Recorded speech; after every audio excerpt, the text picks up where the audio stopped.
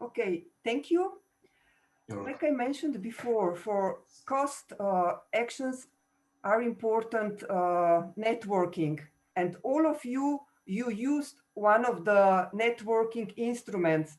You received the short-term scientific mission grants, so you visited other labs outside your country, or you attended schools or meeting organized as a part of the project. I was also a member of the Multicomp project, and I worked as a short-term scientific mission manager. My name is Polona Umek, and I work at Jožef Stefan Institute, Slovenia, and my main research interest is the synthesis of nanomaterials for possible use in environmental remediation. So now I will kindly ask you to present yourself. My name is Abdulkadir Sezai Sarac. I am from Istanbul Technical University, and recently in the department, it's a graduate program actually, Polymer Science and Technology. As from the name, we are working in the field of polymeric nanostructures, their electrochemical properties, and their characterizations, in detailed characterizations of these materials. And I have a group mainly consists of postdocs recently, because I have a bit less PhD students, but it's altogether 5 or 6 persons. But I am also contacting and cooperating with other people in Europe, mainly from Europe, in these fields. Can we continue with you, Ula? Yes, of course. Hello, I am Urszula Klekotka. I am young researcher at Faculty of Chemistry, University of Białystok in Poland. In 2017, I was on a workshop called Summer Workshop of Transmission Electron It was in Cádiz, in University of Cádiz in Spain.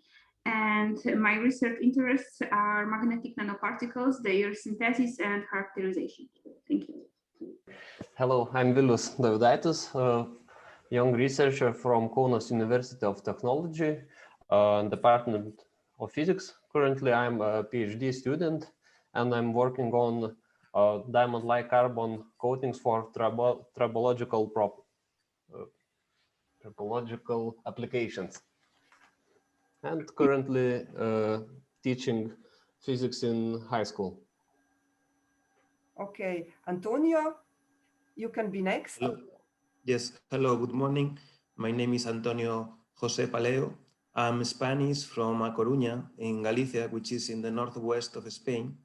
And at this moment, I'm working with a postdoc grant at the Center for Textile Science and Technology of the University of Minho in Guimarães, Portugal.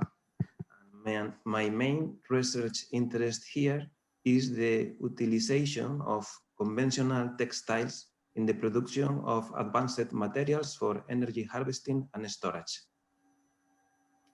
Okay, thank you. Sergejs? Hello, my name is Sergejs. I'm from Riga Technical University, from Latvia. I am a professor in the Department of Polymer Chemistry and Technology, and also I'm leading researcher, and my research interests are connected with different polymeric composites. And in connection to multicomps, there are different carbon-based composites, different carbon-based structures, carbon-based aerogels, foams, and also their properties, structure. Thank you. Thank you. Anastasios, you? Yes. Good morning, everybody. Nice to see you again. My name is Anastasios Stergiou. Currently, I'm a postdoctoral research fellow at the Theoretical and Physical Chemistry Institute of National Hellenic Research Foundation in Athens, Greece. My main research interests are mostly related to carbon-based nanostructured materials, based on carbon nanotubes, fullerenes, graphene, and so on. While recently I'm involved into the development of transition metal chalcogenide-based materials, mostly based on molybdenum disulfide, with the target application as electrochemical sensors. Okay, thank you. Like I mentioned before, for cost actions are important networking. And in Multicomp, we have plenty of opportunities for this. This project lasted for more than 4 years, and during this period, almost 100 researchers received grants for short-term scientific exchanges. And you were one of them. Or perhaps if you didn't go to the scientific exchange, you visited or you attended different workshops and schools. So where did you travel? How did you choose your host? How did you get the first contact with your host perhaps during host meetings? And what was the perfect of the scientific visit? So perhaps now we can start with you, Anastasios. During this cost action, I have applied I have applied 3 times, and finally I received 2 STSM grants for visit abroad. The driving force for applying for these STSMs was to familiarize and work on techniques which are not included in the facility of my institute. In this context, and based on the research activities I mentioned earlier, I have decided to focus on microscopy techniques and electron paramagnetic resonance spectroscopy. More specific, in order to expand my current research activity by implementing new tools which enable further investigation of mechanisms towards the synthesis of functional carbon-based nanostructural materials. So during the STSMs, firstly, during April 2018, I visited the Instituto Nanoscientia de Aragon in Zaragoza, at the campus Rio Ebro, under the supervision of Dr. Raul Arenal. The subject of this STSM was under the title Growing Graphene Nanoribbons into Single-Wall Carbon Nanotubes. It was a fascinating project for me. In this project, we worked on the in situ growth of graphene nanoribbons into single-wall nanotubes by utilizing the power of the electron beam of the TEM microscope. And the target there was to exploit the power of the electron beam in order to gradually start and build the nanoribbons from the trapped azafullering molecules inside the cavities of single-wall nanotubes. The second STSM, I had the opportunity to which gave me the opportunity to travel again, was during December 2018, when I visited Joseph Stefan Institute in Ljubljana, in Slovenia. The hosts there were, of course, Dr. Polona Omek and Professor Denis Atson. During this STSM, I had the opportunity to work on perform electron paramagnetic resonance studies on the bottom-up growth of carbon nanotubes starting from nanopipod templates, more specific from supramolecular complexes of azafullering with cycloparaffenyl and carbon nanobelts. In this visit, we focused on these materials in order to unveil the first stages of a possible growing mechanism for carbon nanotubes based on the as-formed radical azafullering cycloparaffenyl species during irradiation and temperature annealing. Collectively, both STSMs were very successful, and I joined it very much, by all means. And honestly, it would be a pleasure to have a couple more. Okay, Professor Sarac, can you share your experience? Yes, I have visited Lebanon. As I mentioned, it's in Austria, and one of the Academy of Science Institute in Austria. The name is Erich Schmidt Institute, and on material science. It's specified in material science especially, and they have a lot of facilities. And what we had in this project, in the STSM project, was related to the graphene-based conductive polymer structures and their electrochemical properties and spectroscopic characterizations. These materials gave high capacitance values. They can be used as a supercapacitor applications, as a nanostructures. And we have obtained these materials by electrochemical means.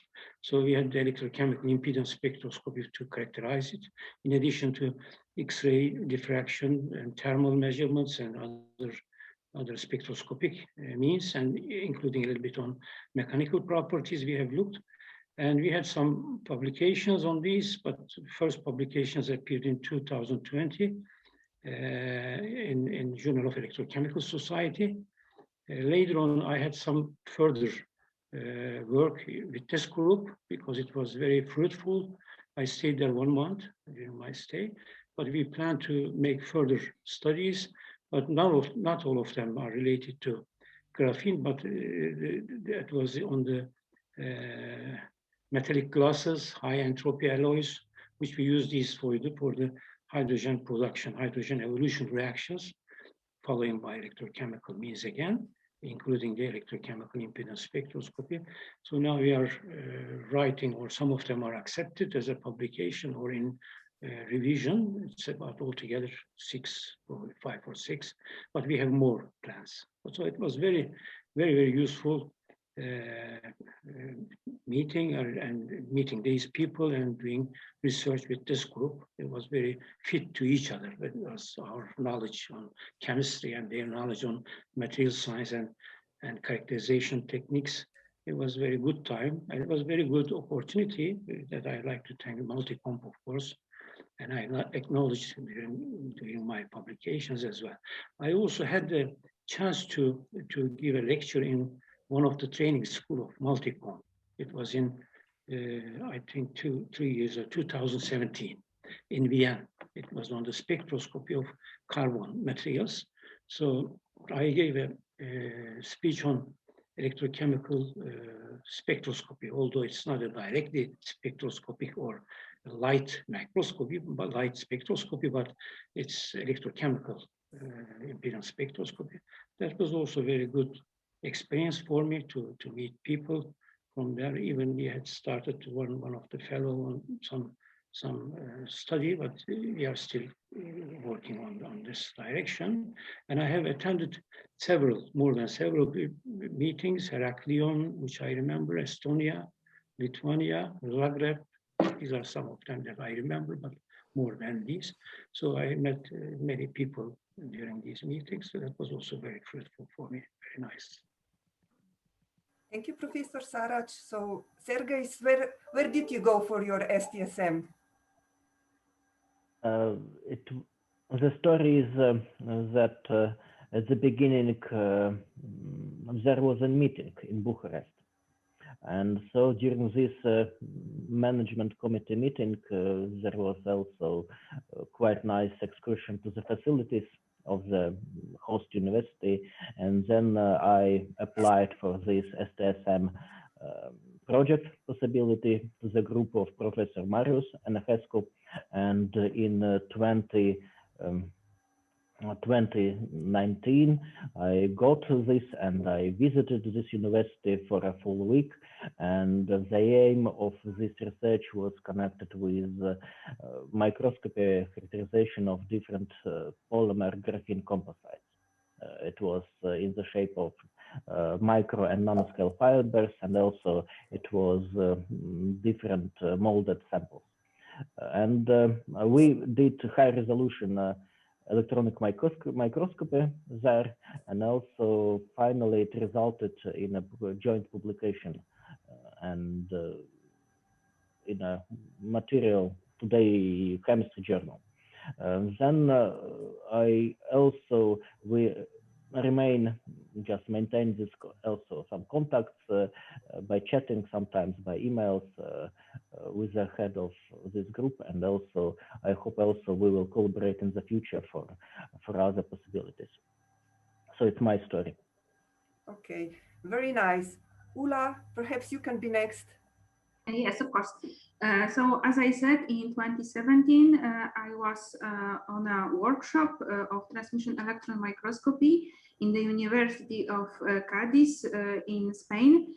And this workshop was focused on TEM, and because I work with magnetic nanoparticles, the TM is like one of the most important techniques for me to study the nanoparticles, to characterize them. And since we have our own microscope in the university, I was using it before, but thanks to this STSM and this workshop, I could expand my knowledge on this microscopy. And also, I am teaching students at my university, and therefore I prepared a few courses for them, especially about transmission electron microscopy and electron microscopy at all. I also got another grant, STSM grant. It was supposed to be in Austria about dynamic light scattering, but because of my personal life, I had to cancel it, but I hope that maybe one day I will be able to go there. Anyway, thank you.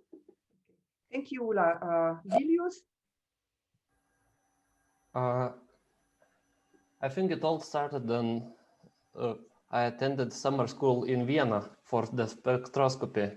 And after meeting my future host, Professor Paola, we discussed the terms and our plans.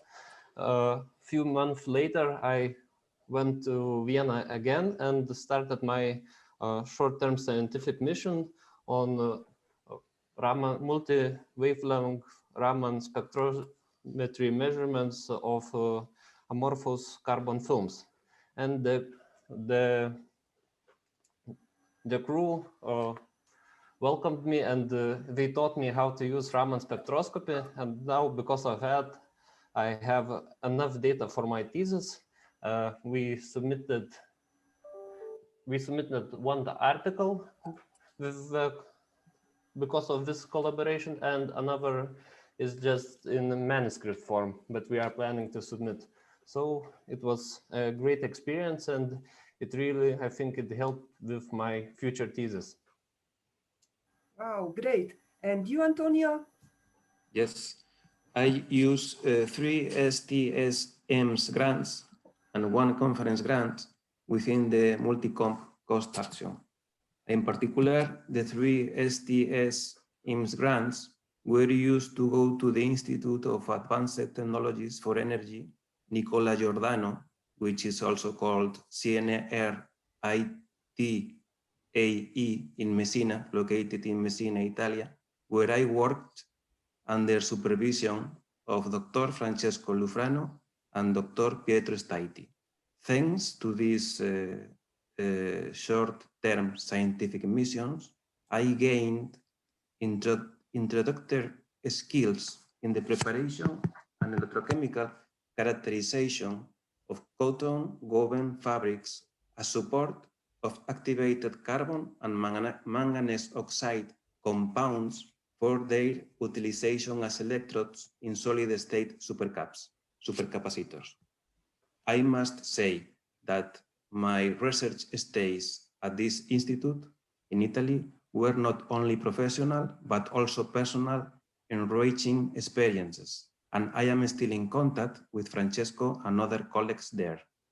Thanks to this collaboration, 2 articles were published in high-impact journals, and 3 oral and 4 poster presentations were presented in different conferences. I have also participated in the 2019 Multicomp Aveiro Spring meeting with a flash presentation that showed some of the results produced in Italy. And moreover, I also used a conference grant to make a poster presentation at the 8th International Conference on Carbon Nanoparticle-Based Composites, organized by Dr. Emiliano Bilotti at Queen Mary University of London during 17 to 19 of July in 2019. That's all. Thank you, Antonio. So What about the others? Antonio mentioned that he's still in contact with his host. What about you? What was your experience? So, and yeah, how was your STSM experience? So perhaps Anastasios? Yes. It was pleasant, without a doubt. Not usually, always, when I have the opportunity to be exposed to a new environment, new techniques, new scientific aspects, and so on, it is a unique thing by itself. Also, the STSMs are quite different, is a quite different experience as compared to conferences, because during the STSM, you visit a place in order to collaborate with people for a common cause. And also it is the best ground in order to fulfill your research questions, but also to establish long-term relations with the people you are collaborating. Another important aspect is that usually when you work in an institution or university or wherever, you know which are the available facilities and what you can do with these. But if you have an idea which cannot be materialized with the available tools, then you have to look for something, for another collaboration. So during these STSMs, the great advantage is that if you have an idea in your lab and you cannot move forward, then you are able to find a group of people within the framework of the cost action, and test at least the hypothesis you have or materialize the idea. Otherwise, it remains a philosophical question, which is good, but it's not moving forward your research. So, speaking from the point of view of the visitor and not of the host, it helped me to make a step forward, to test my ideas, to organize new experiments, and of course to have access and training on equipment which add quality to my work. Of course, we are still in contact with all those people who were involved in my stay. Another thing I would like to add on this is that there's also another aspect beyond the research. It's that when you are preparing to go and visit another place, another lab, at the beginning you have in your mind that you are going to visit a person or a group of people. But actually it is more than this, and you realize this when you return, when you have the time to think about all this process, all the information you acquired, the people you met, the discussions you had, the facilities you worked or you visited, the results, the knowledge you acquired. So actually the most important thing during this visit is, of course, there is a paperwork that is required to go and when we return the analogous stuff, but at the end of the day, it's much more than these few pages we are submitting. It's a different world, a whole new experience, especially for young researchers and early stage career researchers. I think this is the most important thing I would add in this conversation. Thank you, Anastasios. Professor Sarac, what was your experience? Are you still in contact with your host? Yes. Well, actually, as I probably mentioned, it's a kind of meeting two type of people. Well, we are chemists, actually. I am an electrochemist, polymer chemist, but the people in Leoben and in Institute of Eric Schmidt, they are mainly material scientists, so they have used to work on metals and PNGs and other things, but not on graphene. So they had started to work with graphene with us. So that was a good combination, and polymers as well. So it was a good combination to make some composite structures in this institute. By this way, we had, of course, different approaches and different ideas on these papers that we are produced.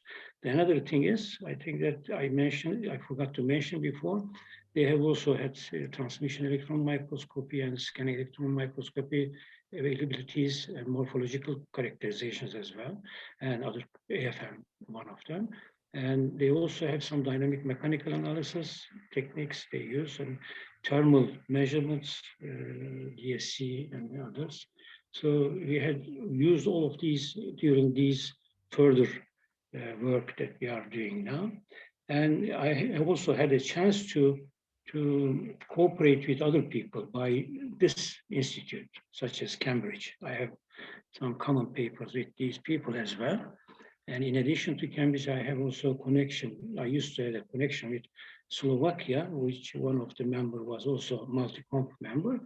And we had XPS measurements by this group now. We are extending this cooperation by this way.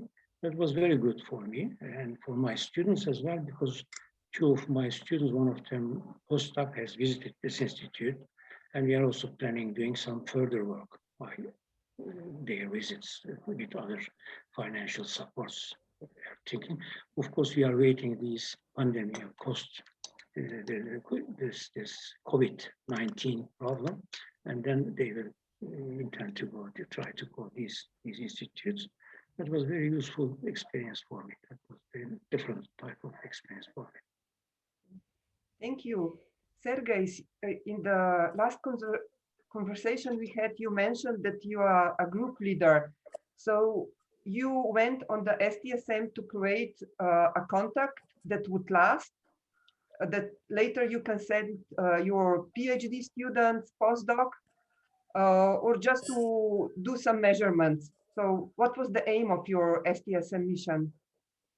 At that time, probably it was, I was something like an ambassador, just to go and to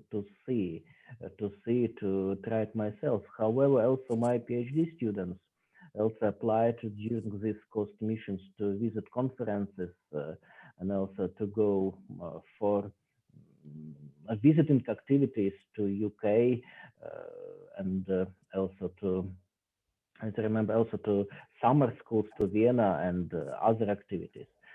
So for me, this meeting was quite fruitful for collaboration. Also, I have sent maybe not together with COST, but also by another funding, two colleagues, which I have met during these COST meetings to Lithuania. Also, I maintain contacts with Estonia and also with Poland, as well as with colleagues with France. Some of these contacts are just maybe more or less connected with friendship or connected with personal activities. Others resulted also in some submissions of a joint project. So in this case, it's this STSM activity also resulted that we wish also my students will use the results of these STSM missions in their PhD works and also together with joint paper. And also I hope that in the future I will maintain this collaboration. Of course, in this time it's sometimes not easy. Okay, thank you, Sergejs. Vilius, how was your experience? Did you find a new colleagues, friends at the host institution? So during the stay, I felt that their PhD community in University of Vienna was really strong. They invited me to join their everyday lunch breaks and showed a town a bit. That was really nice of them. And after the mission was ended, our relationship became more business-like. Like I am submitting a manuscript. You helped us with measurements. You agree on the text we are writing. It became more like this way, like business partners. Okay, thank you. Ula, last time when we talked, you also mentioned that you had to organize a workshop in Poland about nanocomposite. How was this experience for you? Because it's completely different. It's not connected with science. Yes. So you see how to organize a meeting, and you have to deal with a lot of people, with a lot of mails. So was it a lot of work for you? Yes, well, we, as you said, we organized a school called Nanocomposite Characterization and Properties School. And yes, it was a few months of work connected only with connecting with people who want to arrive to us. This school was focused to show new kind of apparatus which can be used in characterization of nanocomposites or other nanomaterials. And a lot of young researchers came to our university, and because we have a lot of new apparatus, they could see everything, basically almost everything we have. And a lot of people were interested into making contact with us. So after the school, we hosted 2 STSM grants. Up to now, we have now a lot of contacts and collaboration with other institutions from the Europe. And well, it was a completely different job for me organizing such conference, such school, because before I was in an organizing committee of some conferences, but in this one I had a lot of more job. It was on me to take care of all the people who are coming. So it was a lot of emails and basically organizing the stay, their hotels and everything. But it was really nice and interesting. So we all agree that networking in science is very important. It's not just scientific work that we do, but meeting people. And some people have a higher ability to make contacts. And for us who are not very talkative, it's very important to use this kind of instrument to get grants, to go on a scientific mission, and also to organize schools, because you can also meet people there. So what is your opinion about this?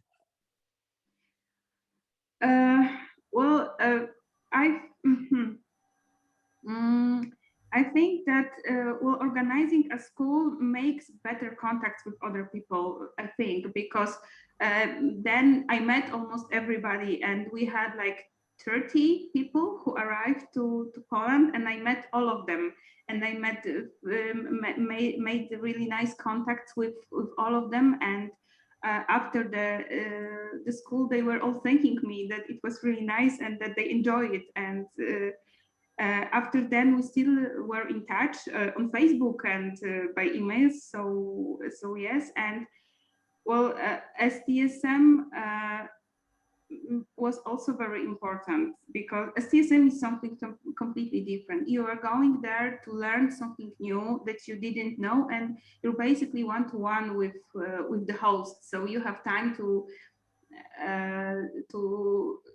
think about your studies and maintain your courses. And attending a school is different, because you're knowing a lot of new things, and after then you have to rethink which exactly apparatus will be available, the most suitable for you, maybe something like this.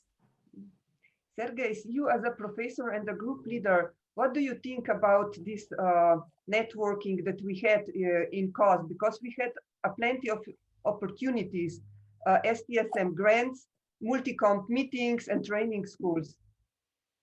I think that these activities were excellent for all levels of researchers. for young researchers, as also for senior researchers, for teaching activities, and also for research as it is as for science.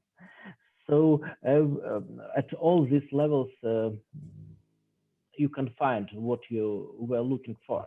If you were looking for some collaboration and networking, it was a great tool. Just to go to see at the beginning to the workshop and then to go to your personal activity. If you wish to send your students to present results or to send the students to study, then also it's possible. So for me, this cost action Multicomp was a great experience, and not also for me, but also for my students as well. Thank you. What about you, Professor Sarac? So what do you think about these networking instruments?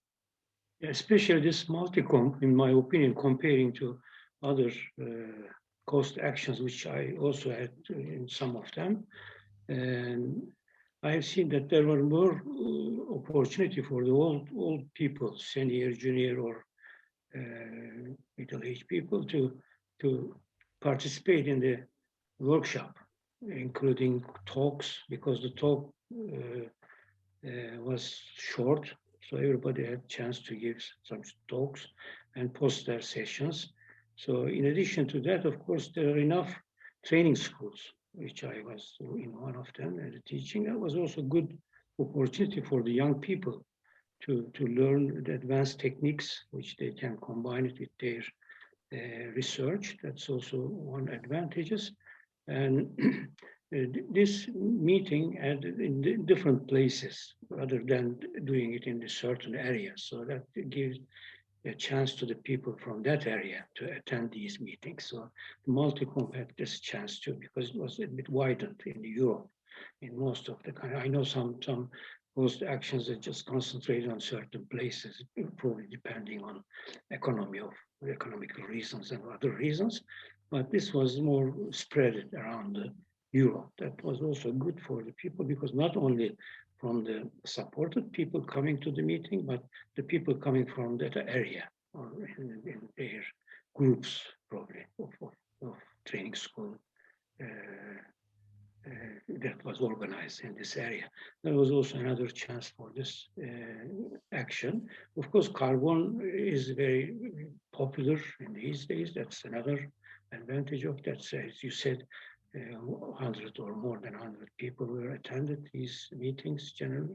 So that was a good experience and a good feelings for me. That was a very good organization, and Malik Ali did a good job. I think that's very congratulating.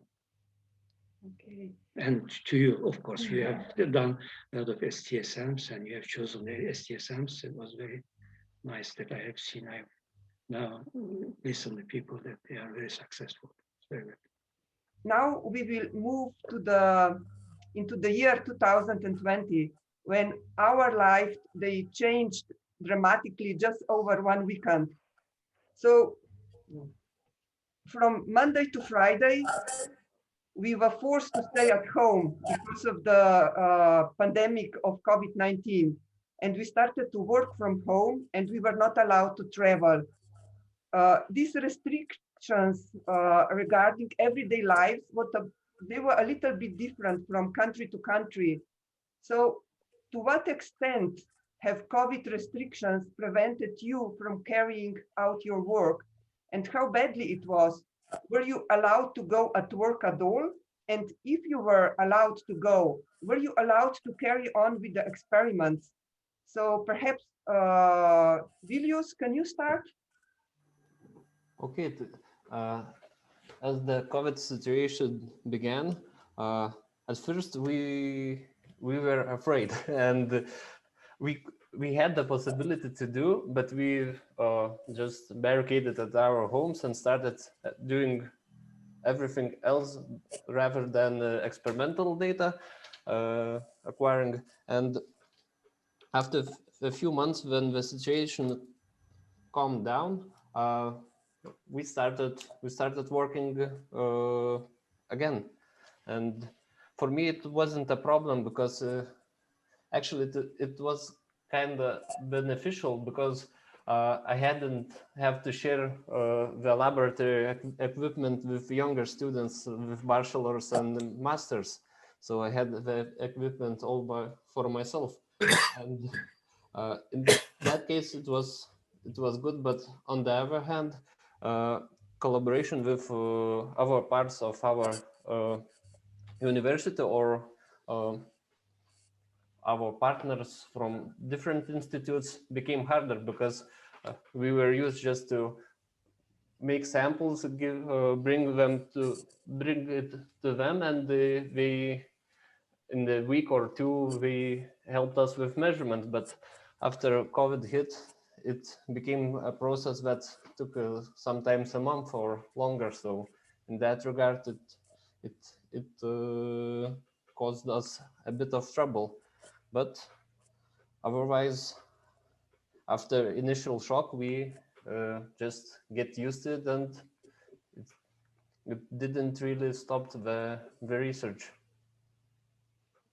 Okay, thank you, Vilius. Ula, how was your experience with your work in the last year? Yeah, well, my university was not closed at any time of the pandemic, so all the researchers could come to work and do what they want. Of course, there was an information that if somebody doesn't feel safe, can stay home and work from home.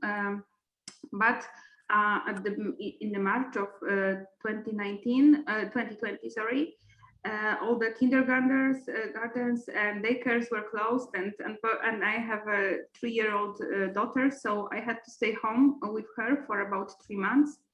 So for this time, I was basically out of lab at all, and it was really hard to work at home anyway with a small baby.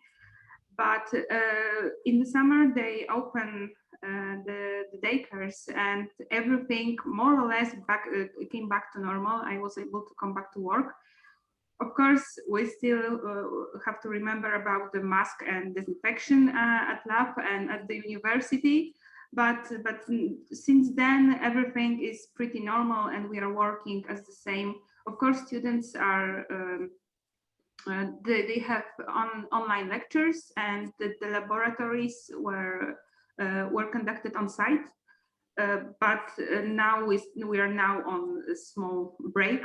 Let's say that students have all the lectures and the laboratories only online. Okay, Sergejs, how it was in your case? In Latvia, at the beginning, we were from home. Yeah. So, however, it was a decision for everyone to choose to do it from home or to do it from job, to go to job. We had this possibility. However, nobody knows what will be the next week. All these limitations at the job exist even now. Nothing has changed, so we are dispersed all around different rooms, and also we use all these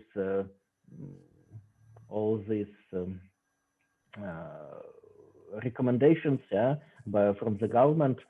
And however, the job research activities continues in our case. It goes very slowly, yeah, due to these limitations, very slowly. Sometimes we are more connected with writing, probably. We try to use this time to write something, to prepare new papers, or to participate in online workshops or online conferences.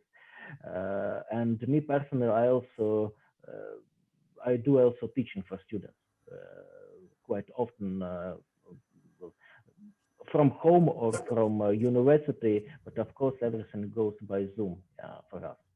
And so it also at the beginning took a lot of time to change your habits, to change your mind, because it's a little bit different thinking. And in this case, maybe after this almost a full year has passed, we're more convenient with the situation. However, it's very strange. It's very strange. So now at this moment I'm personally at university, alone in a room, and so we continue our job. We continue research and continue teaching activities.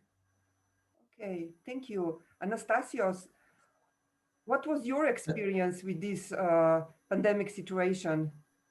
Yeah, I think around the world it's not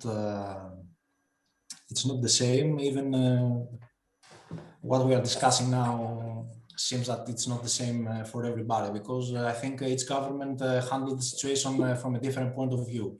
I will not comment if it is correct or not, but I will just try to transfer how we deal with it in Greece. For example, the universities are now closed for almost a year. The courses are delivered via online platforms. Concerning the lab work, you are allowed to enter the lab only if you have a work contract with the department or the institution. And also the same method is followed for the non-university research institutions like mine. So I have to notice also here that only a part of us, the young researchers and early stage researchers, in some cases, have contracts with the institutions. So practically, I wouldn't say the majority, but many people are practically expelled from lab work. And this is a huge problem. And we are going to face it probably at the end of this year or maybe next year. So we have many different speeds, even for the same researchers. For example, I have a contract with my institution. Other colleagues do not have contracts with the institution, but for example, with the Great State Scholarship Foundation, which is a state authority, but they are not allowed to enter and do their jobs. It is crazy. For all those people, it's not only crazy, it is a madness. So for the rest of us who are allowed to carry on the lab work, we have to deal with the rolling lockdowns, which also sending us home for 1 month or 2 months, depending on the decision of the government, and also with very strict rules for working in the university and the institutions. On top of that, when the situation is getting worse, we are also advised not to carry on the lab work and instead stay at home. For a long period, we also have to work with shifts. Some of us during the morning, the others during the afternoon, because of other restrictions for on-person attendance. So in general, I have to admit that this strategy, if I can say this, if I can call it a strategy, is senseless at some point and is mostly expanding the problems rather than solving them. Of course, the reality is this. You cannot attend also the conferences, you cannot travel, and so on. Many events are postponed. And we are also today in a very funny situation where we can freely travel as tourists or to most of the countries. But for example, if I want to go somewhere for a research visit, then I have to prepare a paperwork and practically get a license to do this, which is also crazy. So I think these are, in a nutshell or more, the problems in the current state here. Of course, we are approaching summer. The conditions will be improved or much improved. But also in all these difficult situations, we have also to identify the good things. So staying at home and not being in the lab for long periods also allows us to finalize much of our paperwork. Of course, as the other said, to draft papers, prepare reports, and so on. And from my point of view, the most important was that having in mind that you have so little time to go and work to the lab. and also having in mind that maybe in a couple of weeks or the next month you won't be able for a long period to be in the building, helps you to better organize the lab work and be more productive without expanding the working hours. Anastasios, thank you. We will come to this back a bit later. Professor Sarac, how your work was affected due to this pandemic situation? Of course, it's very bad time. Yeah, it was really affected us because except teaching, the students, PhD students, have the difficulty to reach the equipment because of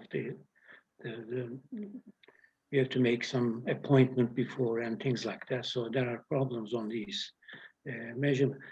Since our job is related to, especially for materials, chemists and experimental work, this is a very difficult time for us because you don't have enough time to access the equipments, and because it's not allowed all the time, especially in Turkey. So it's very limited, even with the institute that I'm collaborating, as I mentioned it, for the STSM. The researcher has to go there once in a week. So it's allowed to probably at most 2 times a week, something like that. So the experimental work is very much difficult in these days to do it and finalize it.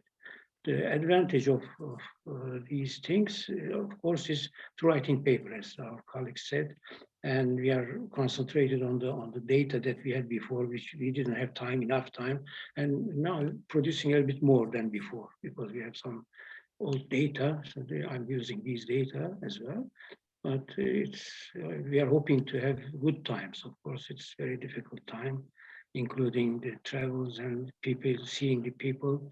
And it's not as same as talking with the students by face. It's not the same. So it's also limited. And there are difficulties on this side. And the lucky thing is I have mostly experienced students, PhD students or postdocs. So I can communicate with them easily and they know what they to do. So they try to find a way to complete their experiments in some way. But it's a very, very difficult time. And we are now in Turkey, there is an increase in these cases. So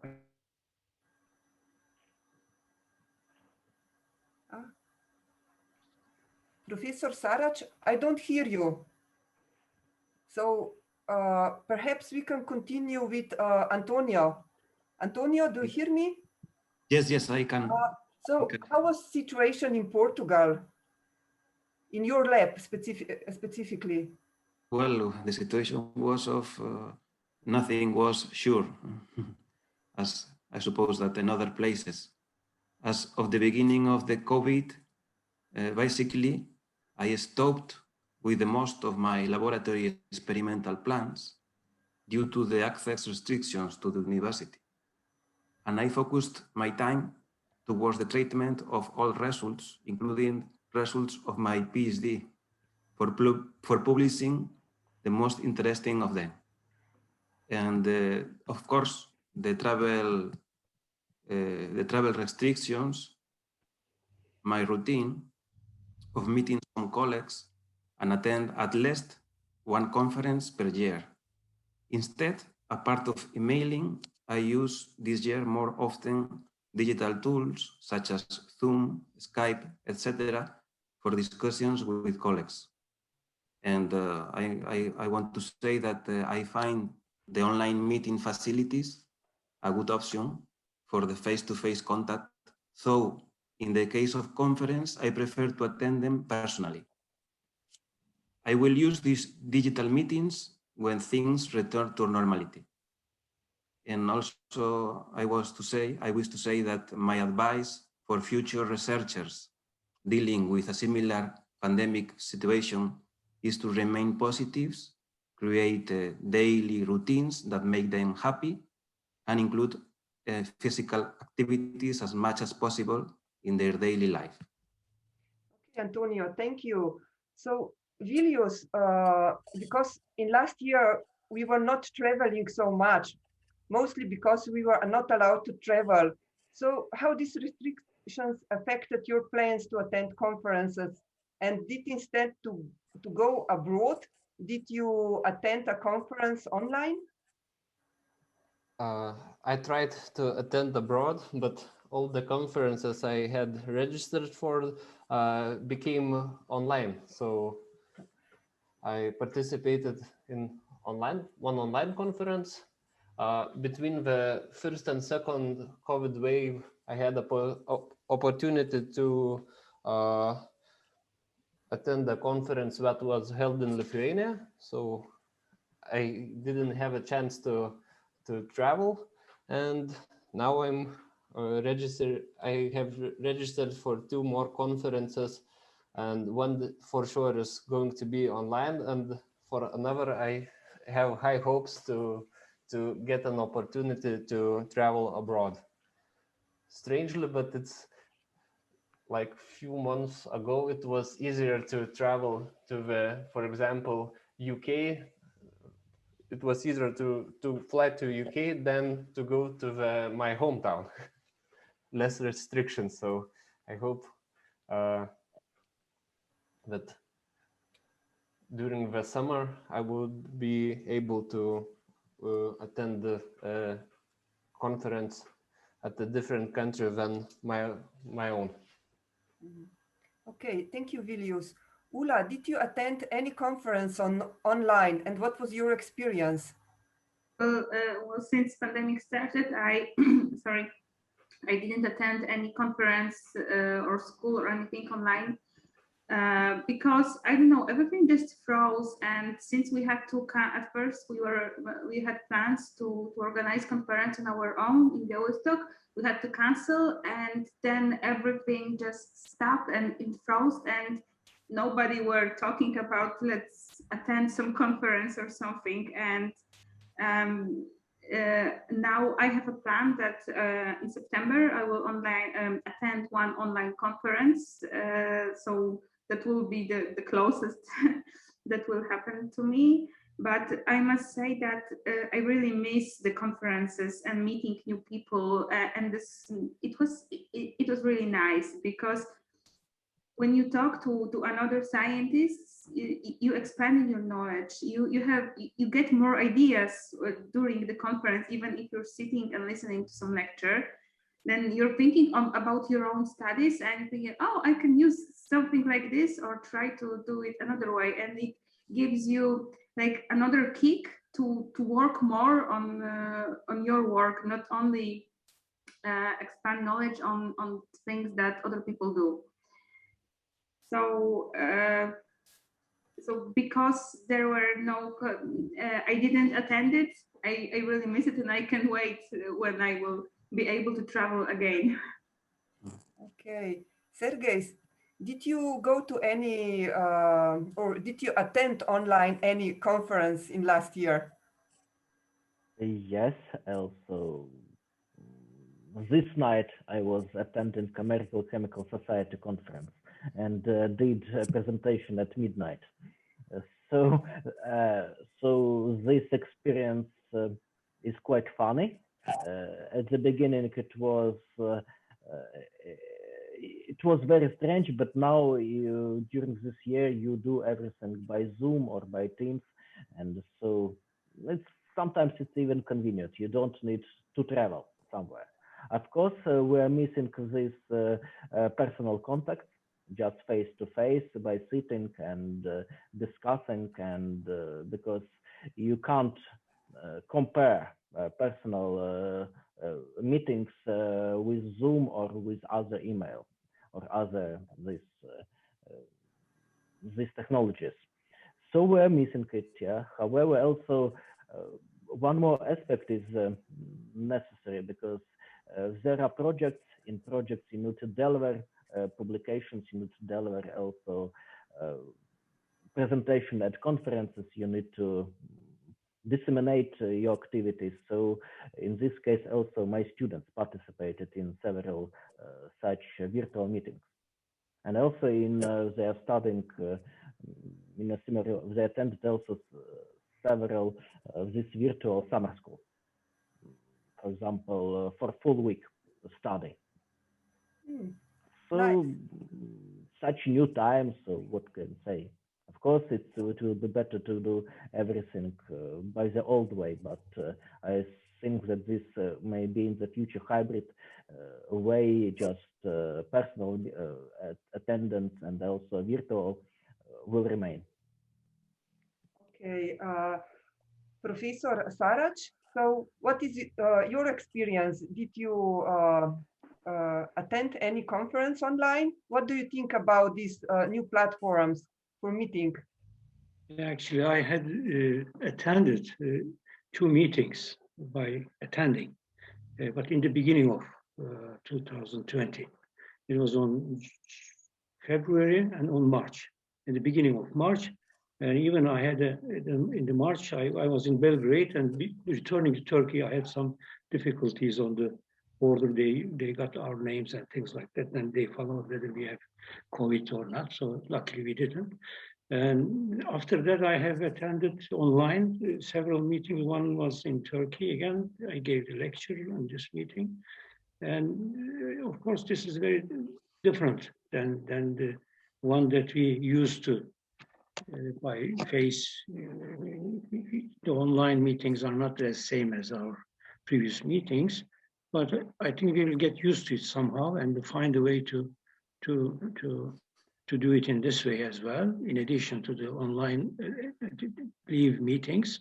So this is a very difficult time for the people, as I said, for the people that they are working on material science and without the theoretical work. If you are doing theoretical work, then you might find a way to do it more, but it's a very difficult time because you have to produce some data to give it to the people. So that's a difficult period. Of course, we will try to find a way. Can we? My students have attended few meetings as well. Okay. Thank you, Professor Sarac. Anastasios, did you attend any conference online? Yes, one during this period, last June.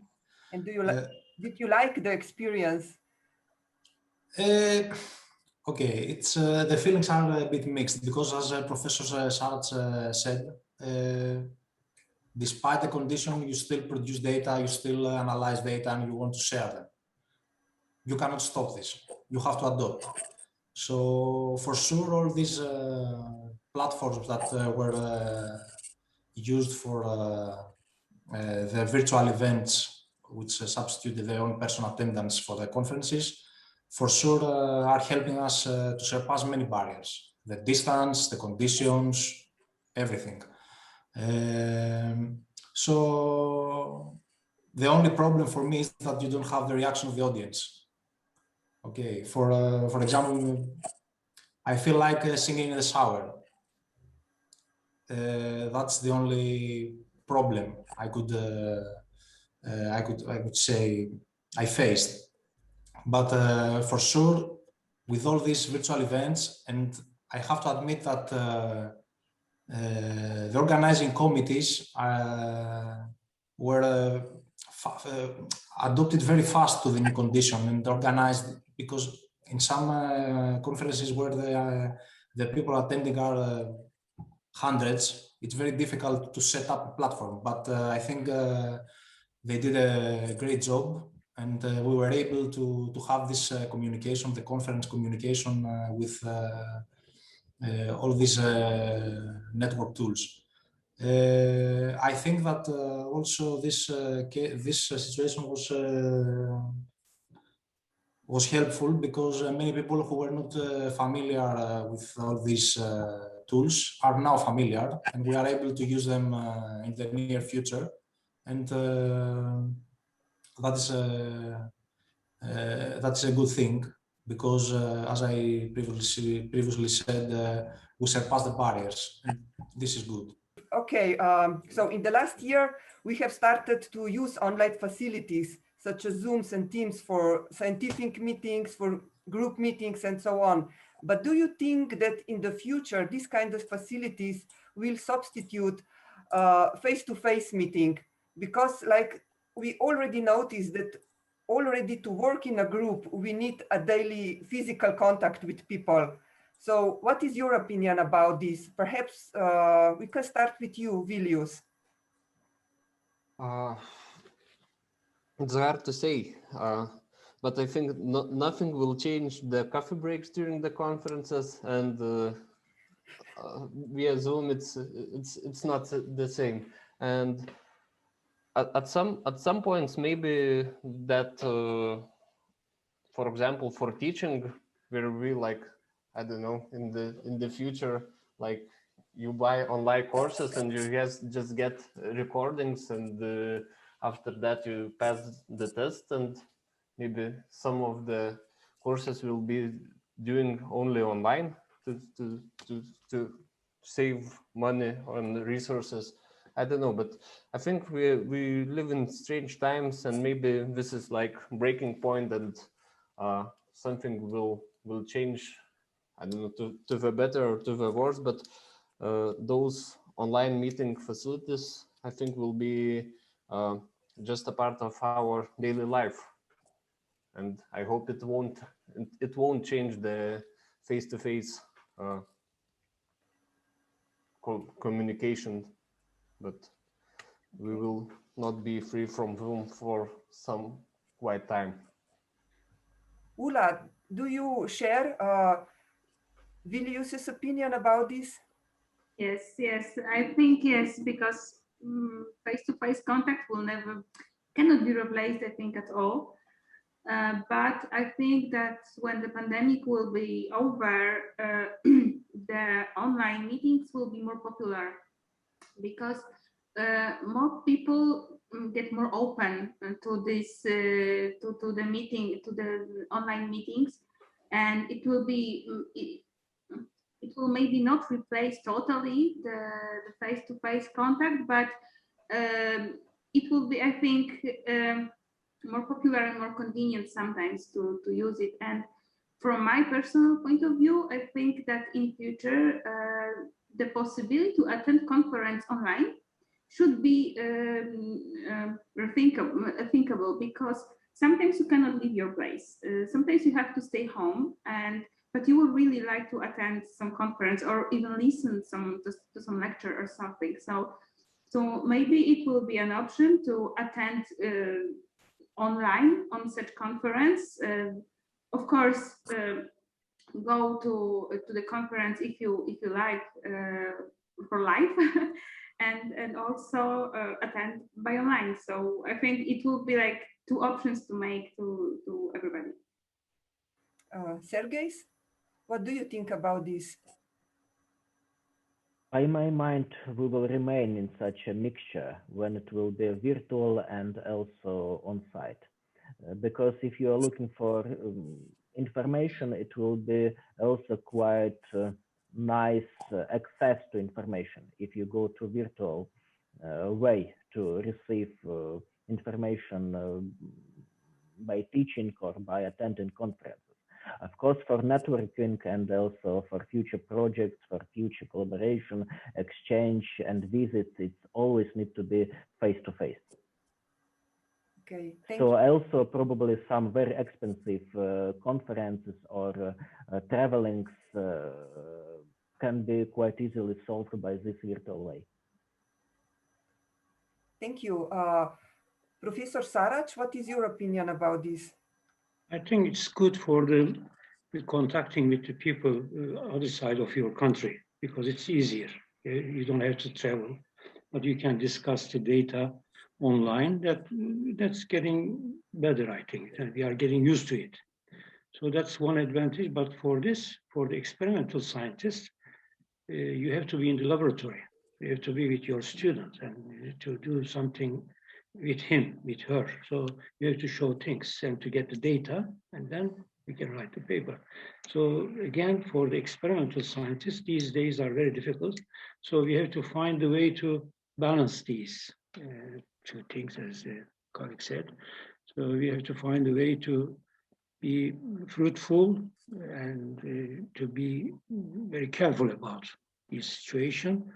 because most of the people working in the experimental science, especially on the material science and chemistry and measurements, they need materials, not only the experiments, they sometimes need materials to do experiments. So you have to order these materials to get it from outside of your country and things like that. So it's a complicated thing. It's not just one thing. So you have to do some projects. It's also slowed down. And if you have some cooperation with the industry, it's also slowed down. So you have to compromise these things. This is a very difficult time, in my opinion, for the experimental scientist.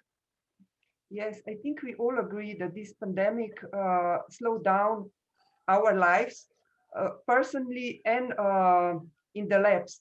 So, and we had to adopt it quite fast to a new way of to new way of life, to new way of work. So this is the only solution, you know.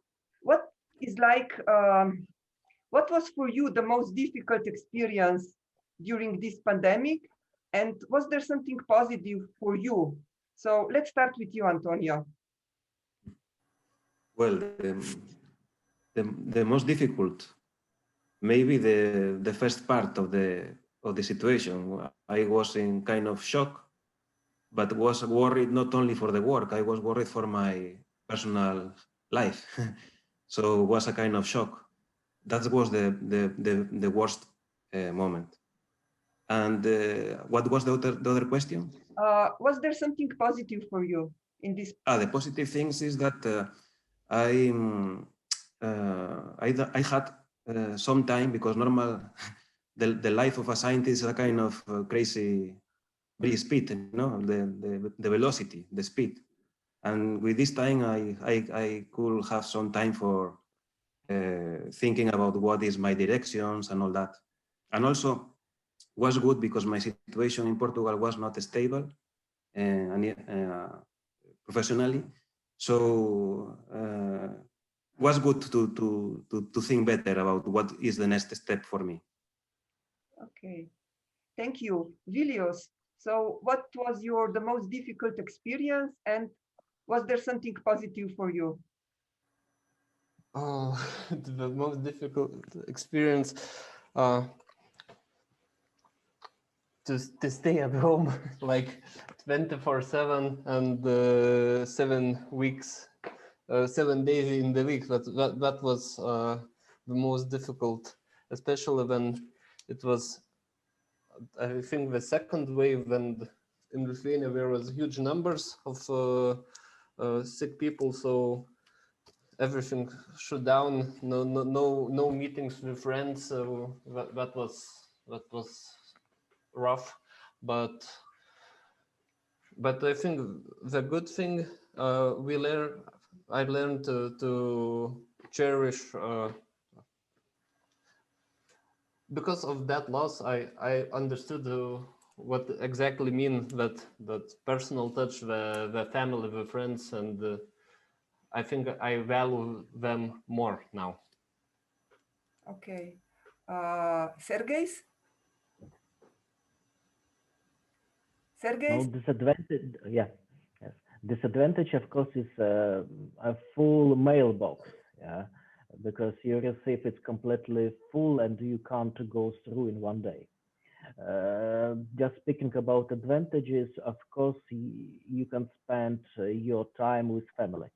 Yeah. If you just do your research from home, and children and family, everyone is from home, and so it's also challenging, yeah. And while in this way, you also try to communicate with them in everyday activities. Otherwise, quite often, scientist or researcher is always, as an experimentalist, always in the lab, yeah, doing his experiments and. Okay, thank you, Sergejs. Ula? Yes, as Sergej said, staying home with children is a very difficult task, especially with small children who need to take care of them for all the time. But for me, also challenging was preparing laboratories online. It was very difficult because our university decided that some laboratories had to stay online, not on site. So, well, it's impossible to teach students something online what he should do on his own, and so it was really a challenging thing to somehow organize it. But from the good things, I think that everybody find out that sometimes you can calm down and stay, do some things like slower and don't rush so much, and people get more understanding to each other, that sometimes you cannot do something because you have to stay home for some reason. So yes. Thank you. And you, Professor Sarac? Of course, the main thing is the limitation in our lifestyle. This is the very difficult part. So it gives a motivation if you are feeling free. So that's the most difficult part in my life by this COVID-19. But another good thing is, of course, the communication by Zoom, as we do it now. It's easier than before. We can do more meetings than before because you have limited time to travel. You need financial things and etc. So that's a good part, but the other thing is very bad, of course, the limitation in our lifestyle. Okay, thank you. And Anastasios? Yes, I don't have to add something special. I think most of us more or less still dealing with the same situation. I'm just thinking that we are now living with it for a year or so. And actually, it is not the end of the world. We can say it for sure. So the initial shock, it's now giving its place to a more rational way to deal with it. And my opinion is that we have to deal with it and learn to live with it. Not playing hide and seek with it or be so scary. Because if we don't deal with it, then we will take only the wrong choices. As Antonio said, it is also a good time to find out where are you, what are you going to do, and so on. So my suggestion, what I would like to say at the end, was that we all live our life day by day. We choose the people we want to share our lives and our routine. We all together follow our dreams and fight for our ideas. So the thing is to adopt and be calm, because there will be always people ready to support us, and we should also be ready to support the people around us. I think this is it, and I think we are all now more positive about the situation. Okay, thank you, Anastasios. So we are almost at the end.